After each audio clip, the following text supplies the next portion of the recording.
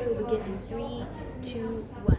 So the motion is that every single politician should go through a competency test before being able to be qualified for certain jobs. And this is why our team highly opposes it. Before I deep dive into my speech, I would like to share a couple of statements that can clarify my speech for today. First one being that in our side of the team, we would ensure stability upon the country. And the second one is ensuring the politician's mission to better the citizens' life. The first thing that I would like to discuss is political nihilism. Political nihilism doesn't only exist because of a citizen's distrust on the government, or maybe they don't believe in the law anymore. But it can also be external reasons. For example, a citizen doesn't vote not because they distrust anybody, but it's more of their personal viewing on the candidates that are here, or even worse, peer pressure. And this exists in day-to-day life, where a majority of people would force their belief on a minority. Therefore, they would ridicule them. They would put this much pressure on them so that to the minority, it is a lot safer to just not vote instead of opposing to the majority. Therefore, this is highly subjective and too large of a scale for just a test to solve. Speaking of the test, I would like to discuss about the test. There are many weaknesses to this test, even though it seems and sounds like it is an easy solution to this problem. The first one being competency test is mostly applying their knowledge to questions. I repeat, questions. Therefore, how are we as citizens able to know what impact this person can actually bring? How can this person solve real world problems? And the next one, it is also kind of unfair, because what if everybody is actually able to participate in this qualification test just because they studied for it? Just because, oh, I'm going to study. And if they qualify, wouldn't that be such a bad thing that a normal person, just because they qualified for the test, actually gets elected? Wouldn't that actually cause even more instability to the country? And the last one is that the test is highly ineffective and also unfair, because you cannot compare if a politician that comes from Java or Kalimantan or Papua has the same resources. These different places have different problems. And I have also heard that the opposition team mentioned about America. And again, America is a very large country where places like New York does not have the same resources as Wyoming, for example. So it is the same each and every way. That is exactly why it makes it unfair. How would the citizens know that the politician that's going to be elected can actually use the resources within that place? That's why it is so highly ineffective. The next one I would like to discuss is about prior experience. Of course, it is a wide-known fact that each and every politician or people have experience in their related fields. They have done advocacy matters or studies, therefore making them qualified for the job and the field that they are currently advocating in, eliminating the need of finding someone who has prior experience, because it already exists. The next one that I would like to discuss about is finding a meritful candidate. This one is one of the main goals that the test is supposedly to find.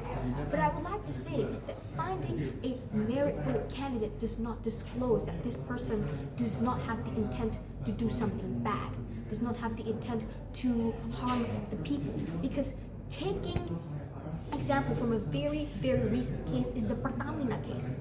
Terrible thing, such an evil thing to be inflicted upon the country. And the thing is that each and every person that participates in this corruption case are highly meritful people with incredibly high education and outstanding achievements. Doesn't that make them meritful? But yet here they are participating in terrible actions, inflicting upon the country, making the country even more unstable. And the last one is that they said that the election is broken because the people who are chosen are only people who have legacy and charisma. First of all, I don't see, or we don't see, that how this is a problem, because everyone who's going to apply for a certain position already passed the criteria. As if for now, there's already a criteria where, for example, the people who's going to be a candidate has to be a certain age, has to have a certain experience in this field, has a certain education in this field, making them eligible for the criteria. Therefore, each and every one of the people who are going to be elected already passed this thing. The next one is legacy, which the pro team seems to think that it's all bad. And us as the opposition team disagrees. Because here's the thing.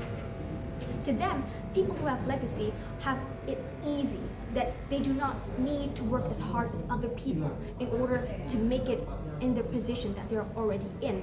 But to us, it is wrong, because there's actually a more objectified reason why they are still a good candidates for the politic world. Because these people who are legacy-based are people who are literally born into that situation where they have to know the etiquette to talk to world leaders. How do they face certain problems? What do they need to do in that certain moment? Therefore, making them very highly qualified for this job. And again, implying to what I said before, they do have prior experience. If the people who have lived in this exact field their whole entire lives are not eligible or are not good enough for this or for the test, then I do not know what is, because they have faced many real world problems themselves. And of course, not to mention stability, which is ironic because the pro team said that, oh, the reason why the country is unstable is because the government or people who are politicians will put a short-term rules just to impress the citizen. But isn't that what you're doing now? Isn't the test qualify as a new rule that you are proposing just to impress the citizen? The test, again, is to impress the citizen on who has the good or the best grades, and ensuring that these people do not choose the wrong one and have a more objectified way. But isn't that the same thing? You are inflicting and implying and implementing a new rule that's main reason is to impress the citizens. That's the exact same thing. Therefore, here is the mechanism that we propose. First of all, campaigns that are action-based. I repeat, action-based. This method is to actually prove to the citizen that they can face real-world problems. They can actually take advantage of the resources that exist in different places, therefore giving them a real proof that this person is capable of fixing the problem within that place and being able to make a change instead of a test that only focuses on knowledge and merit instead of real-world action and problem-solving skills. Therefore, this team is highly proud to propose this motion. Thank you.